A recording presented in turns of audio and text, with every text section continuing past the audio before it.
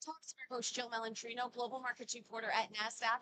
We're coming to you live from SmartCon in New York City. Joining me for this segment, we have Will Peck. He's head of digital assets at WisdomTree. We're here to discuss expanding on-chain access to tokenized RWAs and the benefits of bringing regulated products on-chain. It's great to see you as always, Will. Welcome back to Trade Talks. And WisdomTree, one of the earliest traditional asset managers to embrace blockchain technology for regulated products.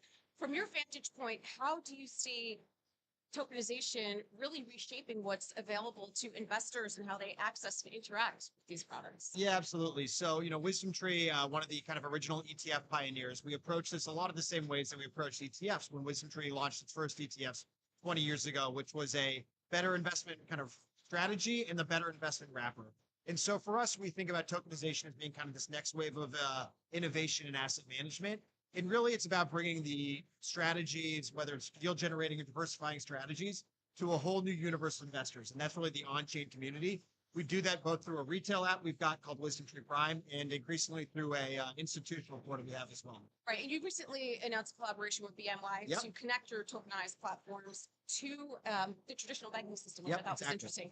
What does that mean for WisdomTree Prime users? Yeah, exactly. So WisdomTree Prime users, download the app, you go onboard traditional kind of neobank, neobroker onboarding experience, and then you can fund your account in multiple ways. One, you could link your account via the traditional banking system, and that involves like a linking process in the ACH network, and that's what BNY unlocks for us.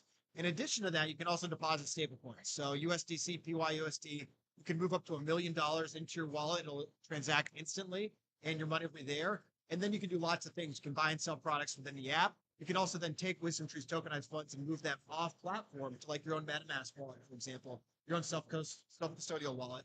And that allows things to do like in the future, posting in DeFi, do other forms of centralized trading, things like that.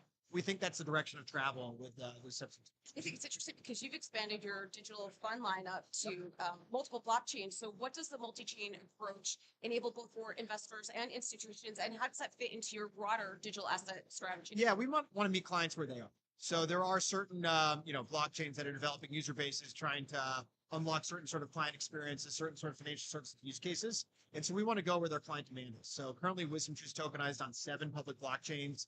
The most recent one we brought forward was Plume, which is a real-world assets-focused blockchain. And for us, really, we are trying to just meet clients where they are and do it in a way that we can still have the same sort of controls and compliance restrictions in place, but have a very good user-friendly experience on those chains. And speaking of meeting investors where they are, there's been a surge in demand for alternative investment products, and access and liquidity have traditionally, a high barrier to entry for investors to get involved. So how does WisdomTree private credit, your alternative income fund, how do you aim to change that equation? Yeah, absolutely. So WisdomTree launched Credit as a ticker CRDT, a tokenized fund that invests in the private credit and alternative income space. It does this through investing in BDCs, closed-end funds, mortgage REITs, generates a yield north of 10%, and very critically for this space, still has T+2 liquidity on redemptions, right? So if you're a holder of this product and you want to get out, you can redeem for stablecoins on a T+2 basis. We think that makes it very kind of compatible and composable and proper for like DeFi protocols going forward, where we see a lot of demand from people looking to have this as an asset that can post as collateral, get additional loans against it. And that's really the use case that we're solving for there.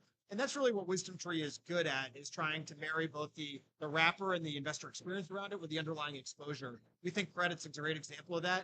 We'll have some other products coming out soon that meet a similar need.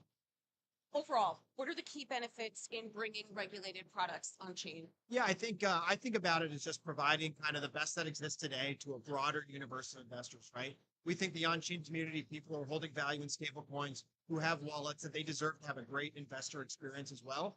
We think that should be both kind of the traditional protections of regulated financial services, 40 Act products, with kind of additional user experience enhancements.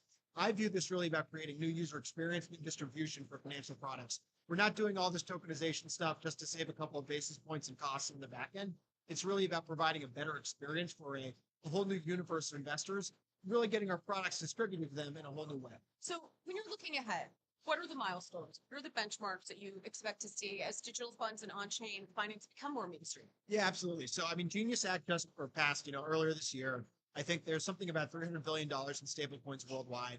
I think that stablecoins, on-chain money broadly, needs to keep growing. And I expect that's going to happen as more and more businesses, people start using stablecoins as part of day-to-day financial services here in the United States. So stablecoins needs to get from $300 billion to $1 trillion.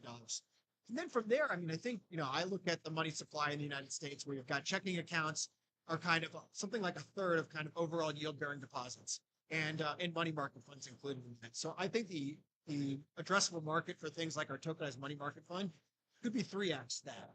And those are some of the milestones that I think we're going to be seeing. From WisdomTree's point of view, we just hit $680 million about in tokenized assets. Like, I think $1 billion is next. And, the year after that could be $5 billion, $10 billion. I mean, I'd like our tokenized money market fund to be WisdomTree's largest fund. And I think that's possible in the next 3 to 5 years. All right. Well, appreciate the insight as always. Thanks for joining us on Trade Talks. And thanks for joining me from SmartCon. I'm Jill Malandrino, Global Markets Reporter at Nasdaq.